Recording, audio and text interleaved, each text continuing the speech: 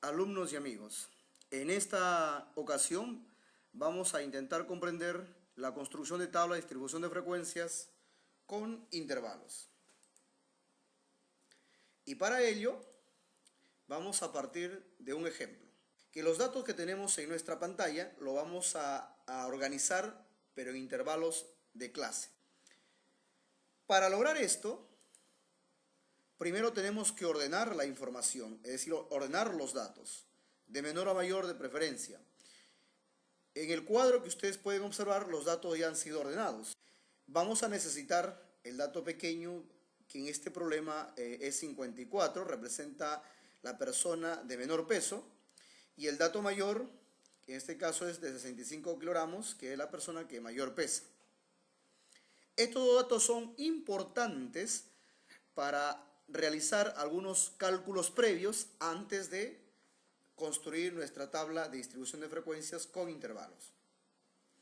Además, debemos dejar bien en claro que el tamaño de la muestra va a representar la cantidad de datos, ya que cada uno de ellos representa a una persona pesada, y si contamos, hay 40 datos, significa que 40 personas fueron pesadas. Bueno, continuando con los cálculos previos, vamos a determinar lo que es el rango recorrido.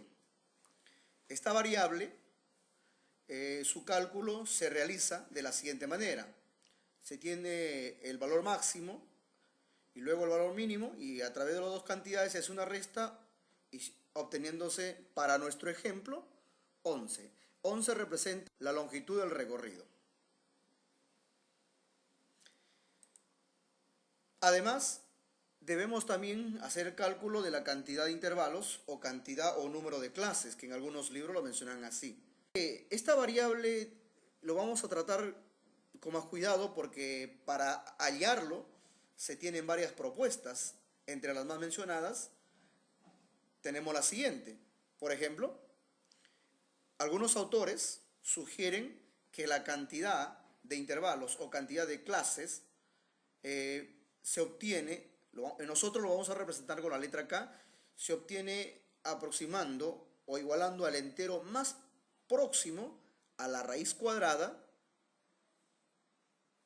del tamaño de la muestra. Es una propuesta de algunos autores. Otra de las propuestas, la más usada, es la regla de Sturges, cuyo cálculo se realiza sumando el 1 con el producto entre 3,3 y el logaritmo de la muestra. Algunos autores sugieren que también se puede determinar la cantidad de intervalos de acuerdo al propósito o el interés del investigador. Finalmente, se recomienda que el tamaño o la cantidad de intervalos o el número de clases, bueno, es lo mismo, sea mayor o igual a 5 y menor o igual a 20. Es decir, entre esos valores puede estar o puede escogerse la cantidad de intervalos. En el caso nuestro, para nuestro problema, nosotros vamos a utilizar la regla de Sturges, como ya lo mencioné. Quiero de todas maneras hacer énfasis o reiterar que la letra K va a representar la cantidad o el número de intervalos que vamos a conseguir para poder organizar los datos de nuestro problema. Esto lo vamos a lograr sumando el 1 con el producto entre el 3,3 por el logaritmo de n. N, no olvidemos que representa el tamaño de la muestra, que en nuestro ejemplo viene a ser 40. N representa el tamaño de la muestra. Haciendo los cálculos respectivos, vamos a obtener este valor, cuya aproximación sería de manera conveniente. Acá se hace una aproximación conveniente. En este caso, 6. Entonces, haciendo un repaso del rango recorrido, nos salió para nuestro problema 11, y el número de intervalos que hemos encontrado para nuestro problema es 6. Significa que la cantidad de intervalos de clase que vamos a obtener o vamos a colocar en nuestra tabla van a ser 6. Son 6 intervalos que vamos a utilizar para organizar los datos de nuestro problema. Bien, hay una variable que debemos calcular que se llama la amplitud interválica, significa el tamaño, la longitud de un intervalo. O sea, y el cálculo se hace de la siguiente manera. Se va a conseguir a través de la división entre el rango recorrido sobre el número de intervalos o la cantidad de clases.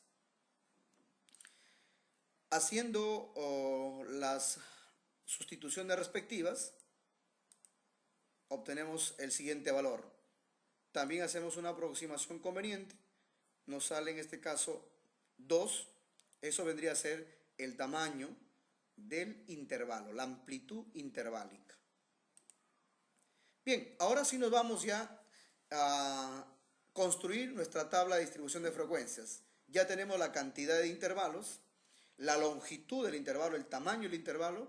Podemos fácilmente entonces ir construyendo nuestra tabla de distribución de frecuencia. Como ustedes pueden observar, aparecen dos conceptos relativamente distintos al tema de tabla de distribución de frecuencias sin intervalos que en una sesión explicaba.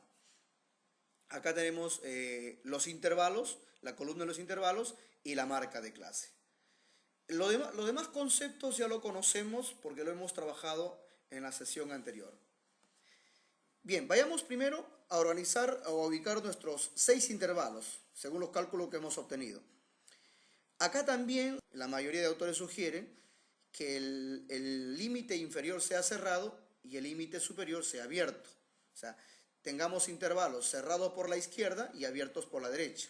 Veamos entonces, acá tenemos cerrado por la izquierda y abierto por la derecha. Los 6 intervalos de la misma manera. Aquí vamos a ubicar el dato más pequeñito que tenemos. En este caso es 54. Y como pueden ver ustedes matemáticamente, interpretando estos símbolos, el 54 va a pertenecer a este intervalo debido a que está cerrado. Cuando está abierto, significa que el dato es un límite, pero no le va a pertenecer al intervalo. Ahora, el límite superior lo vamos a calcular sumándole la amplitud. Y la amplitud nos salió 2, la amplitud del intervalo 2. De la misma manera vamos a conseguir los otros intervalos. Quiero recalcar en esta parte que estoy señalando en su pantalla, que es el límite superior o el extremo de la derecha. Acá el 56 no es parte del intervalo, entonces en el siguiente intervalo tiene que tomarse. Y eso garantiza la continuidad de los datos. ¿Ok? Entonces acá sería 56 más 2, 58. Nuevamente el 58, 60. 60, 62. No olviden que la longitud es 2, por eso se suma 2 al límite inferior para que nos dé el límite superior. 64, 66.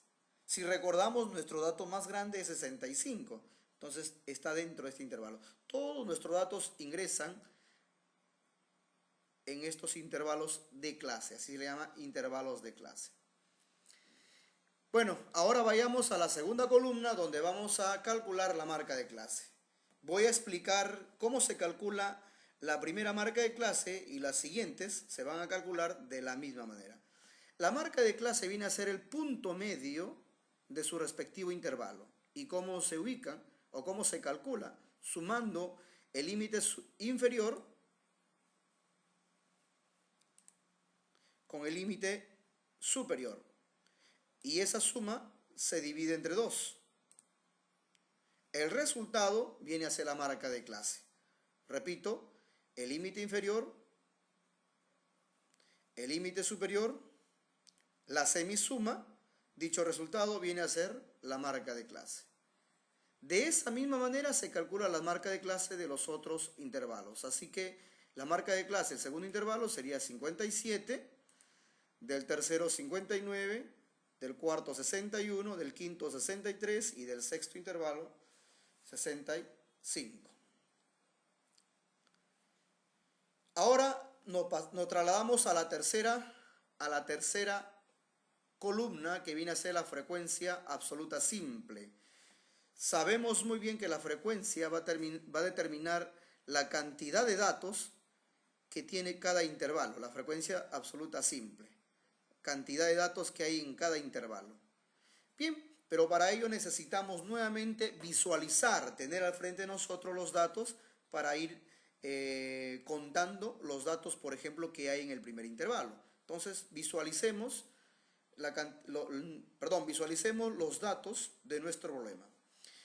Acá podemos observar que en el primer intervalo estaría el 54, estaría el 55. El 56 no, porque el 56 es abierto y el abierto significa que es límite, pero no le pertenece al intervalo. Por lo tanto, la frecuencia del primer intervalo sería 2. Ahora vayamos al segundo intervalo. Tendríamos al 56, que sí corresponde a ese intervalo. Otra vez 56, ya van 2, corresponde también a ese intervalo. Y el 58 no le corresponde porque es abierto, y vuelvo a recalcar, acá el abierto representa o significa que el límite no pertenece a dicho intervalo. Por lo tanto, tenemos acá 2 de frecuencia. Vayamos ahora al tercer intervalo. Al tercer intervalo le correspondía a 58, acá tenemos 1, vamos contando, 2, 3, 4, 5, 6, 6. 6 vendría a ser la frecuencia del tercer intervalo. Ahora vamos al cuarto intervalo. Veamos, empezamos a contar 1, 2, 3, 4, 5, 6, 7, 8, 9, 10, 11, 12. La frecuencia del cuarto intervalo sería 12. Nos trasladamos al quinto intervalo. Empezamos a contar 1, 2, 3, 4, 5, 6, 7, 8, 9, 10, 11, 12, 13, 14, 15.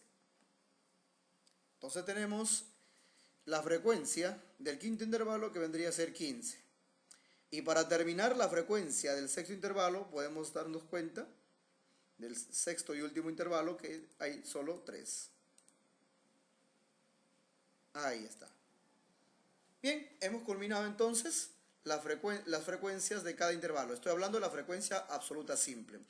Ahora, si nosotros sumamos todas las frecuencias absolutas simples, vendría a ser el total de datos que tenemos en nuestro problema, que en esta ocasión es 40. Debe coincidir plenamente. Ahora nos movilizamos a hacer los cálculos de las siguientes columnas, que ya son muy conocidas de acuerdo a la sesión anterior, el cálculo de estas columnas. Por ejemplo, acá tenemos la frecuencia absoluta acumulada. El primero es igual a su frecuencia absoluta simple, la segunda va acumulando, como pueden ver ustedes en su pantalla. Y finalmente, la acumulación final tiene que coincidir con el total de datos que tenemos. Ahora, para calcular la frecuencia relativa simple, vamos a dividir su respectiva frecuencia simple entre el tamaño de la muestra. Es decir, para el primer caso, 2, que es la frecuencia simple, entre 40, que es el tamaño de la muestra. Al dividir, resulta pues lo que ven ustedes en su pantalla, 5 centésimos. El otro resultado es igual porque también es una división entre 2 y 40. El tercero es 15 centésimos. Tenemos el cuarto, 3 décimos. El quinto, 375 milésimos. Y finalmente, 75 milésimos. Si nosotros sumamos estas frecuencias relativas simples, debe darnos 1 o aproximadamente 1. Pero en esta ocasión resulta 1 exacto. La frecuencia relativa acumulada, el cálculo también ya lo conocemos, va a ir acumulando las frecuencias relativas simples. Bueno, el primero es igual al segundo, empieza a sumar. El tercero, suman estos dos. Para el cuarto, estos dos subsiguientes. Para el quinto. Y para el último, el sexto, debe darnos unos porque el acumulado final coincide. Porcentaje simple. Para el porcentaje simple, insistimos en señalar a la sesión anterior porque ahí hicimos los cálculos también. Vamos a multiplicar a la frecuencia relativa simple, la vamos a multiplicar por 100 y vamos a obtener el porcentaje simple. Tenemos a la primera frecuencia relativa simple. Al multiplicarle por 100, obtenemos 5%. A la segunda frecuencia relativa simple, de igual modo. La tercera frecuencia relativa simple por 100 sería 15%. A la siguiente, 30%. A la quinta frecuencia relativa simple que estoy señalando sería 37,5%. Y a la última, 7,5%. Si nosotros sumamos todos los porcentajes simples, nos va a dar el total, que es 100%.